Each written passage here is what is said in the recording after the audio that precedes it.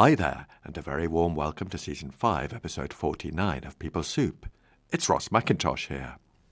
The messaging and looking at this stuff, the main question I get from people is, what about health? And over the years, weight has been increasingly tied to health.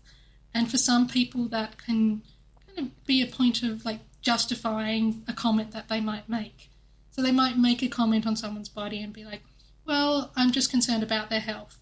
Or even towards ourselves, we might make a body-related comment, or I need to do something because it's about my health. And it gets really, really closely tied to weight. And I think it's important to remember that weight and health can be two separate things. So you can do health-related behaviours. You can experience really big shifts in your health and notice those body changes and it not necessarily change anything on the scale. So teasing apart weight and health. Pea Soupers, I'm continuing my chat with Dr Sarah Pegrum this week. Sarah is a clinical psychologist, peer-reviewed ACT trainer, curator of the ACT Body Project, and author of the book, Break the Binds of Weight Stigma, Free Yourself from Body Image Struggles Using Acceptance and Commitment Therapy. In this episode, we dive into the book, starting with my review and moving on to reflect on how weight stigma might show up in the workplace and what we can do about it. Sarah's book and her reflections are so powerful, provocative and eye-opening. Now, Pea Soupers, at times the sound quality isn't perfect. Sometimes it feels a bit tidal.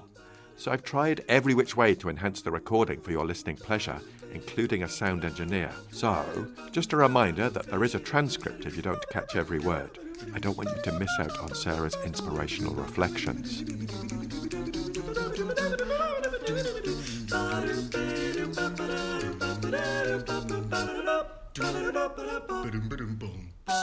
For those of you who are new to People Soup, hi, hola, welcome to the community.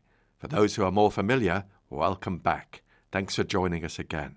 We're an award-winning podcast where we share evidence-based behavioural science in a way that's practical, accessible and fun. Our mission is to unlock workplace potential with expert perspectives from contextual behavioural science. Let's just scoot over to the news desk because reviews are in for our last episode, which was the first part of my chat with Sarah Pegrum. On LinkedIn, Dr Sarah Cassidy said, "Lovely stuff, Ross and Sarah. Very hard to be brave enough to be our authentic selves, isn't it? I think it's a universal struggle." And Sarah Cassidy went on to say, "I definitely feel like a lot of what you are talking about here and going on the journeys of courage are probably way more common to so many people than we are even aware of. Wonderful work. Bravo for sharing with the rest of us." And I absolutely echo Sarah Cassidy's words there. Sarah Pegrum is so open, authentic and vulnerable. She's a great role model for us all. Now, Pea Soupers, you might have heard that the bookmarks have landed. Each review that's read out on the show will receive a couple of our freshly designed bookmarks, dispatched by my dad in the Global Distribution Centre in the Northeast Powerhouse. What more of an incentive do you need to write a review? The first bookmarks are on their way. So please do keep reviewing, rating, sharing and talking about the podcast. You will help more people find us and all that useful People Soup stuff. My ACT in the Workplace Train the Trainer programme is rapidly approaching at the end of April. If you'd like to bring evidence-based training to the organisations you work with to support well-being and psychological flexibility, then look no further. Details are in the show notes, including the discount code. For now, get a brew on and have a listen to part 2 of my chat with the wonderful Sarah Pegrum.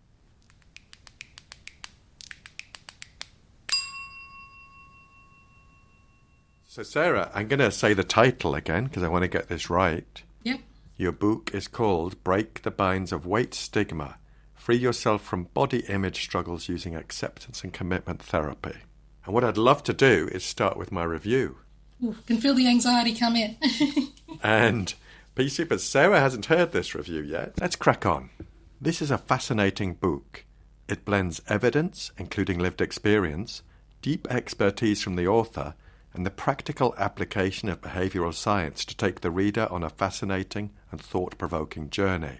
Sarah has created a captivating book built around the metaphor of a forest. The dense forest is a powerful way to represent our body image, and how we can get tangled up and snagged in the branches, trunks and foliage, which can then impact how we show up in the world. As our skilled guide, Sarah helps us to illuminate our forest, guiding us through it and providing reflective exercises at each stage, increasing our understanding and supporting us to take practical action with each chapter. It finishes with an essential section where she considers how we can support each other, particularly young people, and change the dialogue at the industry level, whether that's the diet industry, fashion, fitness, or social media. Bravo, Sarah. A comprehensive and thoughtful guide. Your expertise shines through every page. Thank you. Thank you. That's so nice, so kind. It was truly revelatory for me, getting me to think about that forest. I love the metaphor of the forest, in case you didn't realise, but getting me to think about how it's so pervasive as we grow up. The references, the jibes, the little comments about bodies and weight. It's truly astounding to have that all put down at the beginning.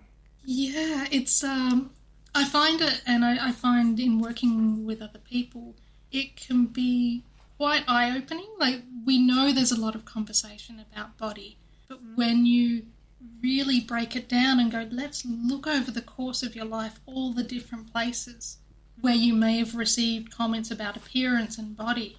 And when you look at just how much there is, of course people have struggles with body image. Of course this stuff comes up. It's not that our bodies are broken or we're broken.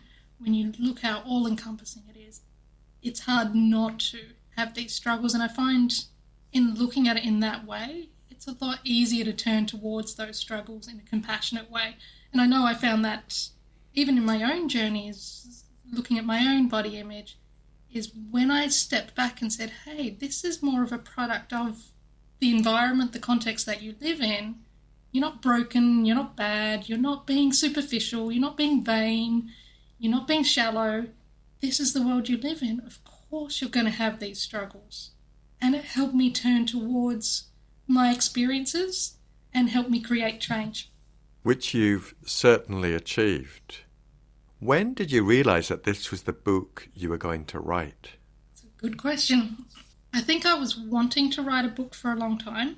I was a little bit burned in the dissertation writing process, just burnt out, but also along that pathway I got told I'm not an academic writer. So that my mind then translated that into, you're not a writer. And so I got in my own way for a bit. And I'll own that comment of, I'm not an academic writer. That is not an academic book. I'm a storyteller. So I got out of my own way for that.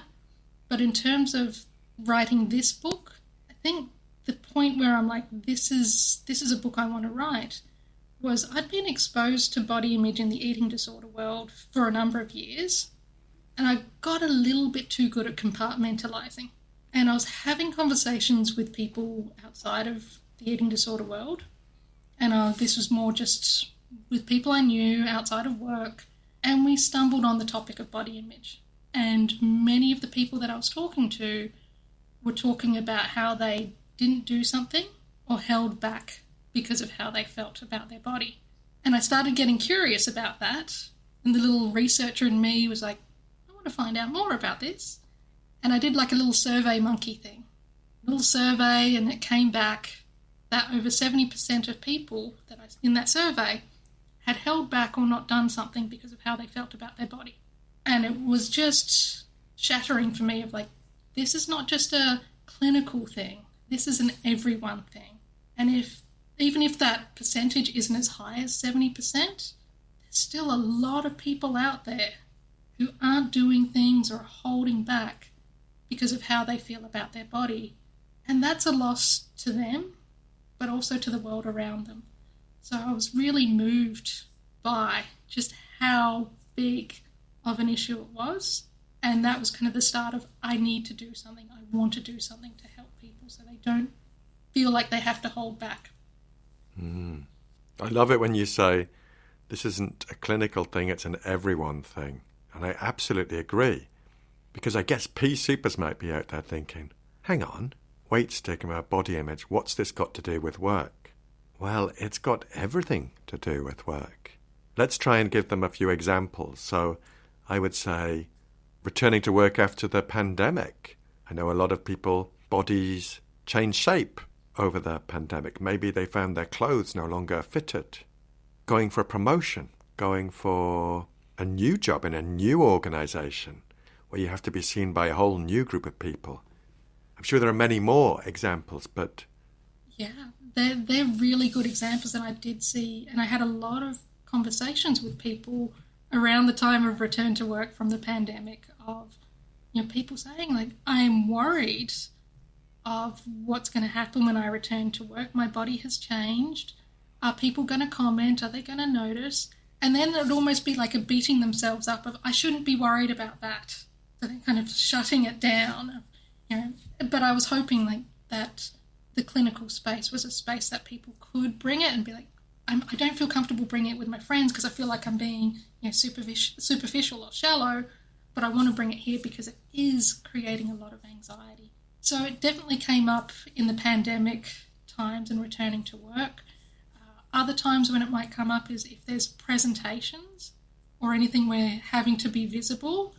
Oh, I want to do the presentation, or I trust my capacity and my skill and knowledge level, but the idea of getting up in front of other people and having other people see me and judge me and notice how I look, that brings up, a lot of thoughts and feelings, and people respond to those thoughts and feelings in a number of different ways. So some people might be like, I need to change my body.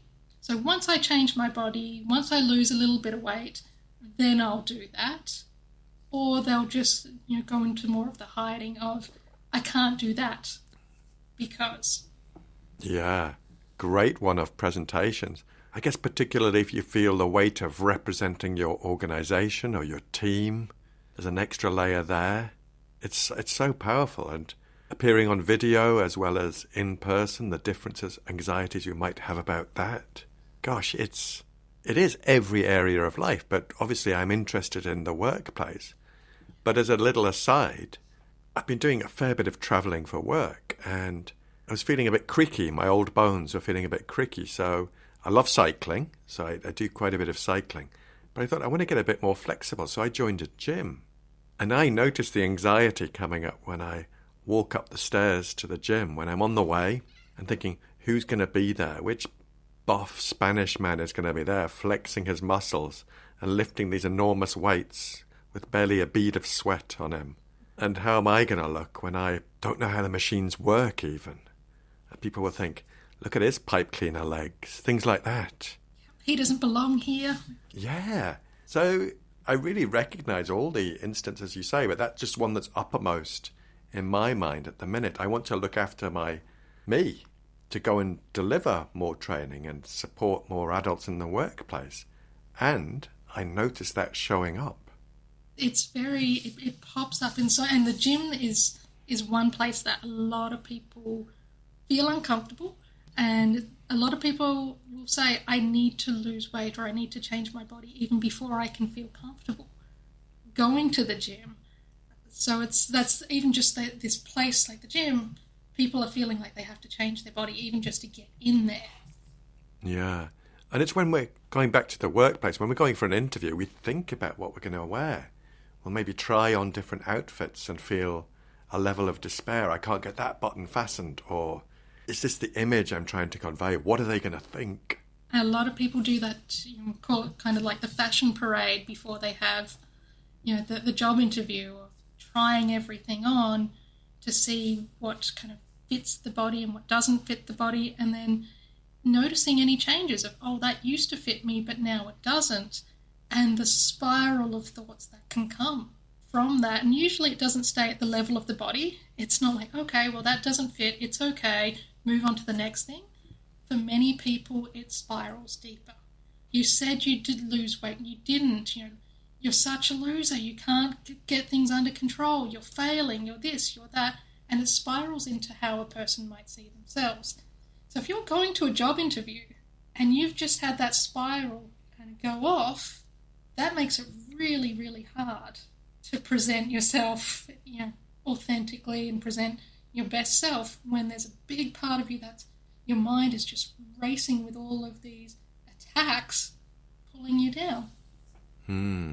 Absolutely. It's so relatable how you describe it. And the way you guide us through the book is through this metaphor of the forest, as I mentioned, and you help us navigate the forest for ourselves. I love the way you do it. I love the way you break it down into smaller steps just to help us so we're not overwhelmed. How did you come up with that structure? I think it's easy to get overwhelmed. So I think, to me, it was very important to come up with that structure. And I've been overwhelmed. I've seen my clients get overwhelmed.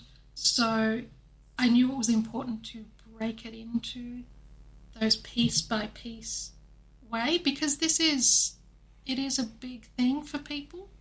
So it does need to be broken into smaller steps. So from there I moved just to, okay, what are the key ACT processes? Which one would be the next one that might flow for a person? And kind of went from there. And it might flow really well for some people, and other people might move from chapter to chapter. It might not flow exactly for them in that way.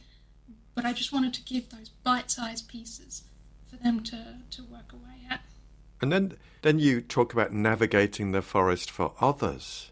And this is so important. It's what can we do in our workplace environments? How can we be with other people to make it an overused word, to make it an inclusive space? Yeah, it's such an important piece. And it came from what I noticed in my clinic room is I'd do some really, myself and my client would do some really, really good work. And they'd be really motivated, and they're like, I'm going to step out of my comfort zone and I'm going to do this because it's in service of my values. And they'd be all pumped up and ready to go. And like, okay, that was great. And it's really, really amazing seeing people get to that point. And so they'd leave my office. It's like, okay, off you go. And then the following week they'd come back and they'd be completely deflated. Okay, what happened? And many times it was something external to them that reinforced those old body messages. So they tried to step outside of their comfort zone and did an act in service of their values, and then something happened, some kind of weight-based message. It might have been a criticism or teasing or an ostracism happened that just flattens them. So it made me think of, we can do some great stuff behind, the therapy doors, and individually people can be reading these kinds of books and doing some great stuff, and the world around us needs to change, because otherwise we'll just keep encountering the same struggle over and over and over again. So the book speaks of not only creating change for ourselves, but also looking at what changes can we make in the world around us, so that other people don't have to feel the way that we might be feeling. And when I look at my own journey and some of the things that we talked about, being seen and being seen for who I am, not how I look, and treated in that way was powerful for me. So thinking about how can we create that for other people? How can we support people and connect at that more value-based level of who they are, as opposed to how they look?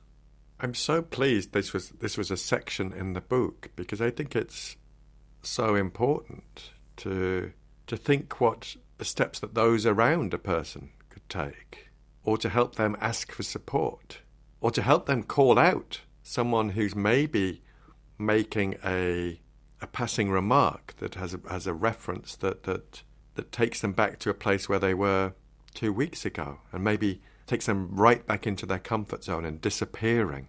Any standout tips for someone in the workplace who wants to become more supportive or self-aware? In the workplace, we spend so much time in the workplace, so it's really important that change happens there. And one thing I have noticed in certain workplaces that I've been in is there's often a lot of weight-based comments. So it might be someone loses weight and everyone's celebrating that, or someone gains weight and there's kind of ooh. I've even been in workplaces where they've had like the biggest loser sort of contests happening, so which makes me just cringe. So even just at that level of let's not have these conversations about weight. If we're going to compliment someone, there's other things we can compliment them on as opposed to their body. Each person that you're surrounded by are showing up. They're bringing themselves into work. So how can we connect with that? So even stepping away from those kinds of weight-based conversations can be really helpful. Or if you do see some weight-based kind of conversations happening that could hurt someone, standing up and speaking out against it. Or if it's not the place to do that, because sometimes it's not safe to do that, even being able to go to the person who may have been hurt by it and let them know that you're there for them. That's a powerful one, I think. Being an ally. We often hear the word ally, in my experience, quite often spoken about the LGBTQ plus community. Being an ally, and people will proudly wear a rainbow lanyard for their building pass. And I think it's so pervasive, the comments and even what some people might call microaggressions around weight. Those throwaway comments can be quite uncomfortable, quite distressing for people. Absolutely. Like, you don't have to have the comments being made directly to you in order for them to be uncomfortable. So if someone's making, if you're sitting in the lunchroom and someone's making a comment or complimenting someone on their weight loss, and then you look down at your own body, you're like, oh, I've actually gained weight recently. And they're noticing and complimenting that. And all of a sudden you're snapped into being very body aware and body conscious. And that, again, can trigger off kind of that whole line of thoughts and feelings can come up from that. And they seem like throwaway comments, or, oh, I'm just paying a compliment, I'm just being nice. And even the person who's receiving the compliment, it can sometimes not land how it's intended. So if you go up to someone and be like, oh, you've lost weight, you look great. Well, what are you saying? You're saying that I didn't look great before? Yeah, so it's the weight focus is uncomfortable and not helpful. I'd like to think the workplace has evolved a bit, but I'm not sure it has. I think some have and some haven't. I think it depends on the workplace, on the industry. And there's so much more to people than their appearance and their weight. Like, there's so much more that could be happening in their lives. There's so much more to who they are as a person.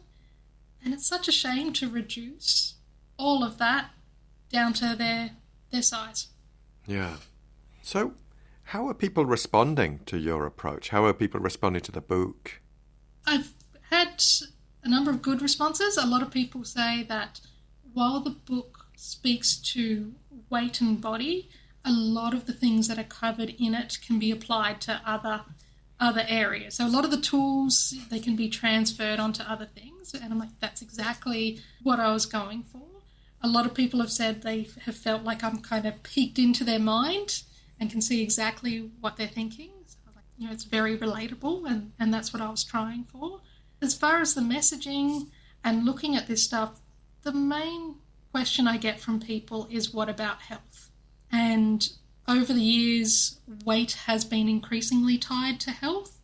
And for some people, that can kind of be a point of like justifying a comment that they might make.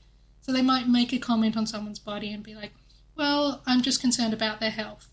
Or even towards ourselves, we might make a body-related comment, or I need to do something because it's about my health. And it gets really, really closely tied to weight. And I think it's important to remember that weight and health can be two separate things. So you can do health-related behaviours. You can experience really big shifts in your health and notice those body changes and it not necessarily change anything on the scale. So teasing apart weight and health. I'm not against people improving their health if that's something that they value. And my concern is when weight and health get too closely tied together, it can create some problems. Yeah, absolutely agree. And in the process of writing this book and your work in general, does stuff show up for you that could get in the way? Absolutely. Absolutely. This book was quite a struggle at times, and for those reading the book, you will hear me in the book. I am bringing myself in the book. I've role modeled that vulnerability, and I think if I was just writing more of an academic style, I wouldn't have as much come up for me. But in putting myself in the book, those not good enough thoughts and fears and worries of what are people going to think, are they going to judge me, all of that come up as I was writing the book, and ever since it's kind of out into the wild, I guess. Those fears are there, and they've been there all along, and I've kept going because this matters to me. People, there's such a rich complexity to people. There's so much to people, and they've got so much to give, and it's such a shame that they're not able to give, or they hold back because of how they feel about their body. So if I can help people let go of that or navigate it differently, and I can help create change in the world, I want to do that. And if that means me being vulnerable, so be it. I think you being vulnerable is tremendously powerful, both in the way you're talking today and throughout the book. It shines through every section, every chapter, and your willingness to do that is impacting on other people. So thank you. Thank you. That's my hope, is to impact others in a good way. And I guess as organisations, we're missing out on people in the organisation. We're missing out on helping them fulfil their true potential and recognising them for the skills and the experience and the perspectives that they have. So we need to wise up. Now, you've already given us some marvellous insights and tips. Is there any tip you'd leave the pea sippers with? Any takeaway you'd leave with them, just to reflect on maybe? I think something to reflect on is the values piece of what is important to you and how you want to show up. Your body is going to change. So your body is your body. It's going to change over time as you get older. How do you want to show up, regardless of what's happening with your body? How do you want to show up? How do you want to be remembered? How do you want to make other people feel? And trying to connect more with that as opposed to connecting with how you look. Pea Super's just popping up to repeat those last important words from Sarah. How do you want to show up? Regardless of what's happening with your body, how do you want to show up? How do you want to be remembered? How do you want to make other people feel? And trying to connect more with that as opposed to connecting with how you look. And now, back to the chat. Love it. Yeah, how do you want to show up in different contexts in life? Not just work, not just home life. Yeah. It's not always easy, and in my experience, it's immensely freeing as well. Yeah. Oh, it's definitely not easy. This is all, it's like, yeah, this sounds easy, but to actually do it is another thing altogether. Yeah, amen. So Sarah, thank you so much for coming on the show and being your vulnerable self and role modelling for us all what is possible for us in life and the workplace. Really appreciate you coming on the show, and congratulations again for the book. Thanks for having me, and thanks for listening, Pea Supers. That's it, Pea Supers. The second part of my chat with Sarah in the bag. Thanks so much to Sarah for being an inspiration, and please do check out her brilliant book, Break the Binds of Weight Stigma. Now, folks, we need your help.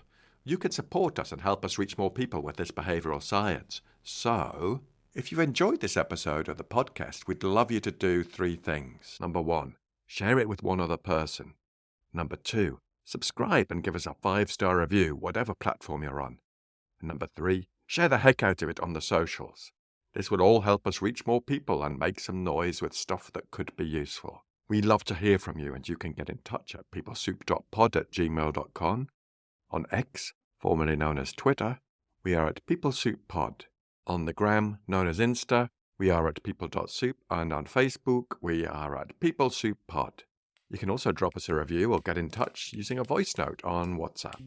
Thanks to Andy Glenn for his spoon magic and Alex Engelberg for his vocals. Most of all, dear listener, thanks to you. Look after yourselves, Pea Supers, and bye for now. And scene.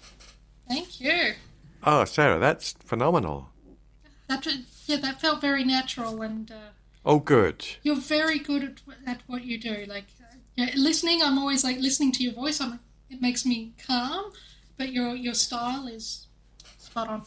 Oh, thank you so much. I appreciate that, Sarah.